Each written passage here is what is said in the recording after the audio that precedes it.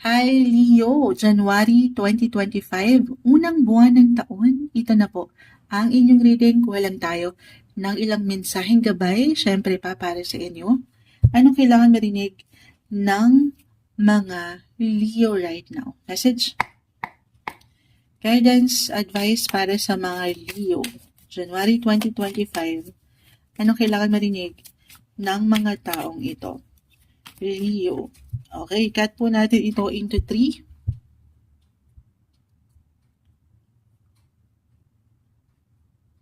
Kunin lang natin yung pinaka-exact advice. The Hangman, the Ten of Pentacles reverse, and the Four of Pentacles. Okay, so maangat dito yung pagiging practical, realistic ng mga Leo. Leo, pinapaalalahanan ka ng baraha unang buwan ng taon na eto, hindi kailangan, just only take what resonate pa rin po. Pwede itong mag-apply. Unang-una na financially, physically, mentally, tayo ay general reading. Pero this is the best month, unang buwan, to process itong, kahit sa simpleng isipan. Kasi I see dito na parang may pressure. May pagka-overwhelm sa pakiramdam. I will be honest, may ilang, parang andito kayo sa waiting game na hindi madaling maghintay. Pwede sa usaping pera, halimbawa kung meron kayong hinihintay na sana may pumasok na pagkakautang sa inyo or kayo itong mayroong pagkakautang para matugunan at mapaangat yung security, yung stability sa usaping pera at pamilya. Leo, process. Review your finances or review mo itong ilang pinagdadaanan mo ngayon. Okay, i-process mo itong ilang emotional patterns or emotional matter na pwedeng umangat ngayong unang buwan. I-examine mo kung ano ang iyong nararamdaman sa mas practical daw po. Huwag kang mainip. You have to trust the process. If this is about your physical aspect, magkakaiba kasi ang bawat isa. Yung iba naman may pagkasobra sa usaping pera.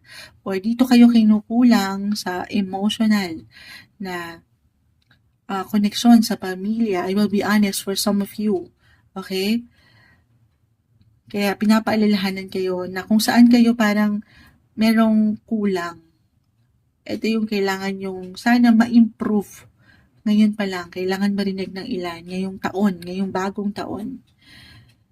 Or pagdating nga sa physical, hindi po isang medical advisor ang Moonchild. Simpleng tarot card reader lamang tayo.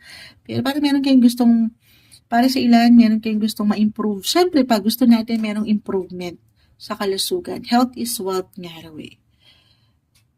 You have to stay open sa ilang possibility ng changes, Leo, para sa ika-tatatag at ika-healthy ng inyong body, your mind, your spirit. Yes po.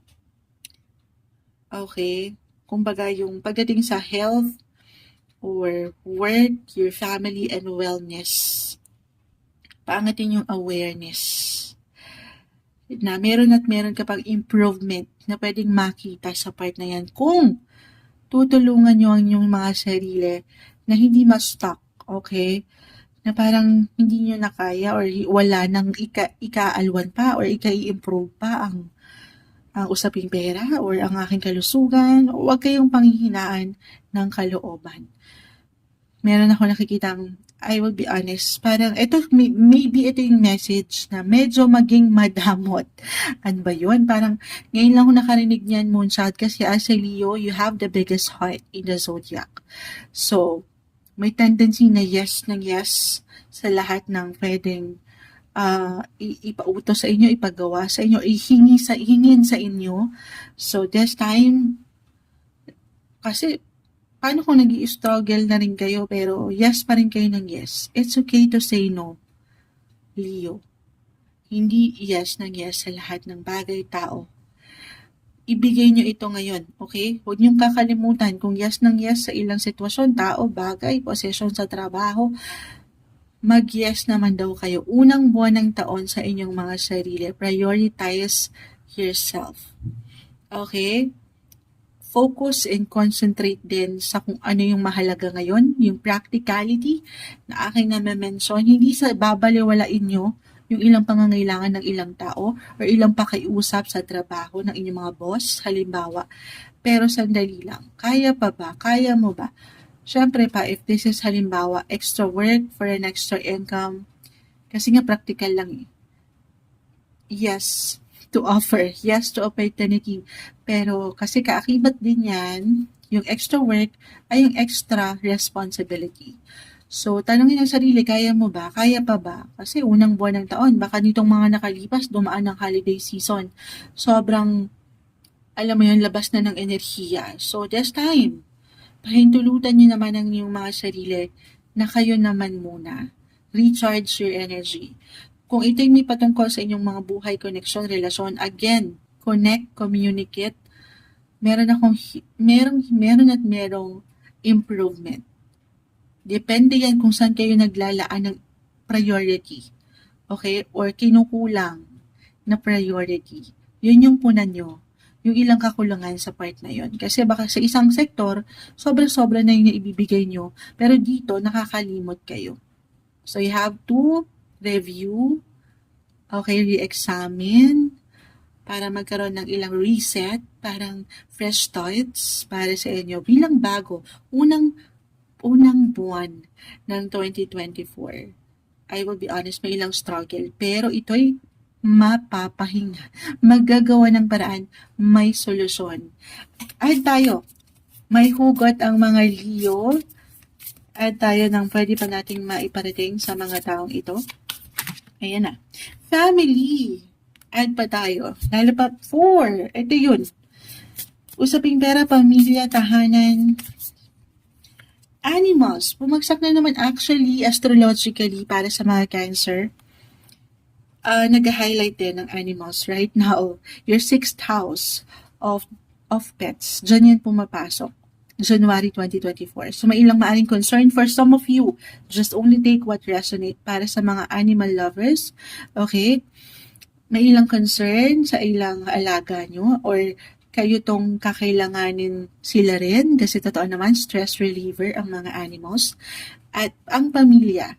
Siyempre gusto nyong mapaangat yung seguridad, yung katatagan sa buhay, pamilya, relasyon. Na hindi imposible, pero no pressure. Isa-isa lang daw po. Okay? Maharap, matutugunan, may solusyon. Ano man ang pwedeng ihain sa inyo sa unang buwan ng taon, January 2020. Ano ba yung na-mention ko? Sandali. Leo tayo, tapos na tayo sa Cancer. Parang na-mention ko Cancer. Leo na tayo, okay. Naisip ko kasi Leo ascendant ako eh. I have my Leo rising. Oo. At I have my sun sign in Cancer. So, parang magkatabi lang kasi sila. Oo. Pero ito yung umaangat na messages para sa inyo. Nagka-mekos-mekos na magtatapos na lang. Moonchild, Happy New Year para sa inyo. January 2025, Leo.